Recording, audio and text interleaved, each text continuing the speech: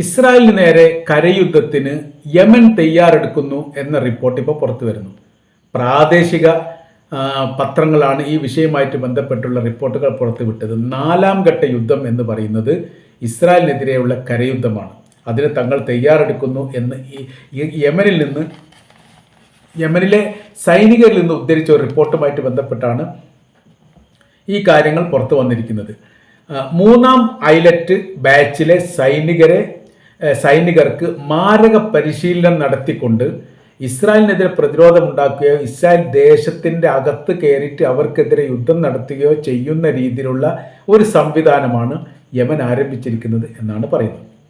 എന്നാൽ ഇത് ഏത് തരത്തിലാണ് ഇസ്രായേലിനെ കേന്ദ്രീകരിച്ചുകൊണ്ട് എത്തുക എന്നതിനെക്കുറിച്ചൊക്കെ വലിയ ആശങ്കയും വലിയ അഭിപ്രായങ്ങളും നിലനിൽക്കുന്നു. കാര്യം എന്ന് പറയുന്നത് ഇസ്രായേലിൻ്റെ അതിർത്തി പങ്കിടുന്ന രാജ്യമല്ല യമൻ എന്ന് പറയുന്നത്. ഏകദേശം 2000 കിലോമീറ്റർ ദൂരപരിധി അത് കണക്കാക്കുന്നു യമനിൽ നിന്ന് ഇസ്രായേലിലേക്ക്. അപ്പോൾ കരമാർഗം നോക്കുകയാണെങ്കിൽ യമൻ കഴിഞ്ഞാൽ പിന്നീട് സൗദി അറേബ്യയും ജോർദാനും കഴിഞ്ഞതിന് ശേഷമാണ് ഇസ്രായേലിൽ എത്തുന്നത്. അപ്പോൾ കരമാർഗം ഈ സൈനികർ ഇസ്രായേലിലേക്ക് പ്രവേശിക്കണമെങ്കിൽ സൗദി അറേബ്യയുടെയും ജോർദാൻ്റെയും അനുമതി വേണം. ആ അനുമതിയുമായിട്ട് ബന്ധപ്പെട്ട കാര്യത്തിൽ ഇപ്പോൾ എന്തെങ്കിലും അവർ ചെയ്തിട്ടുണ്ടോ എന്നതിനെക്കുറിച്ചുള്ള വിവരങ്ങളൊന്നും ഇപ്പോഴും പുറത്തു വന്നിട്ടില്ല. അതേക്കുറിച്ച് പഠിച്ചു വരികയാണ് അല്ലെ അന്വേഷിച്ച് വരികയാണ് എന്നുള്ളതാണ് ഈ വിഷയമായിട്ട് ബന്ധപ്പെട്ട് അറിയാൻ വേണ്ടി സാധിക്കുന്നത്.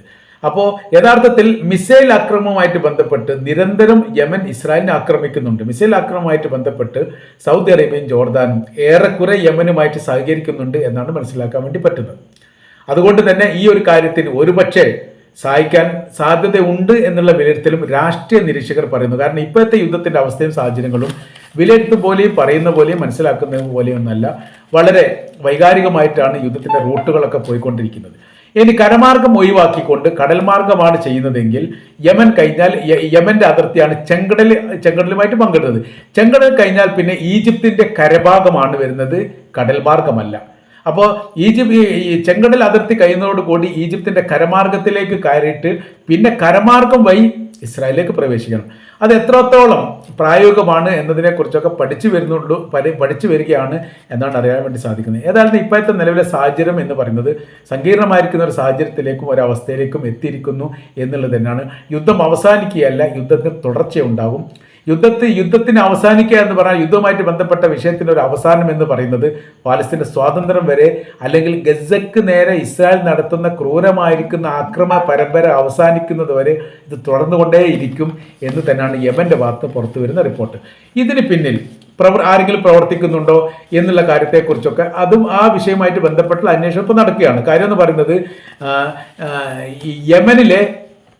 യമൻ എന്ന് പറയുന്ന രാജ്യത്തിലെ സായുധ സൈനിക സംഘങ്ങൾ, അത് രാഷ്ട്ര സൈനികരല്ല ഹൂത്തി എന്ന് പറയുന്നത്. അതൊരു വിമതപക്ഷവും ഒരു പ്രദേശത്തിൻ്റെ ഭാഗം മാത്രം കൈകാര്യം ചെയ്യുന്നവരാണ്.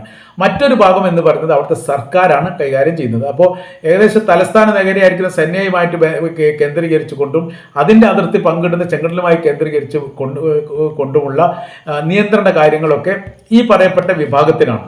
അതിനപ്പുറമുള്ളത് അവിടുത്തെ സർക്കാരുമായിട്ട് ബന്ധപ്പെട്ടതാണ്. അപ്പോൾ സർക്കാരിൻ്റെ സൈനിക സംഘം എന്ന് പറയാൻ വേണ്ടി സാധിക്കുകയില്ല. ഇതൊരു വിമതപക്ഷത്തിൻ്റെ സൈനിക വിഭാഗം എന്ന് മാത്രമേ ഈ വിഷയമായിട്ട് ബന്ധപ്പെട്ട് പറയാൻ സാധിക്കൂ. ഏതായിരുന്നാലും ഇവരുടെ മുന്നേറ്റം രാജ്യത്തിലെ സൈനികർക്കുണ്ടാകുന്ന ആക്രമണത്തിനേക്കാൾ കഠിനമുള്ളതാണ് എന്ന് ഇസ്രായേൽ തന്നെ സ്ഥിരീകരിച്ചതാണ്. അതുകൊണ്ട് ഇത് ഏത് തരത്തിൽ പ്രതിരോധിക്കാൻ സാധിക്കും എന്നതിനെക്കുറിച്ചൊക്കെ വലിയ രീതിയിലുള്ള ആലോചന കാര്യങ്ങളൊക്കെ വരുന്നുണ്ട്. അത് ഹമാസിൻ്റെ മോഡൽ ഒരു അപ്രതീക്ഷിതമായിരിക്കുന്ന ഒരു ആകാശ ആക്രമണം നടത്തിക്കൊണ്ട് സൈനികർ ഇറങ്ങുന്ന സ്ഥിതിവിശേഷമാണോ ഉണ്ടാവുക, അതല്ലെങ്കിൽ അങ്ങനെയൊന്നും ഉണ്ടാവില്ലേ എന്നുള്ള കാര്യത്തെക്കുറിച്ചൊക്കെ അഭിപ്രായ ഭിന്നതകൾ ഇപ്പോൾ നിലനിൽക്കുകയാണ്.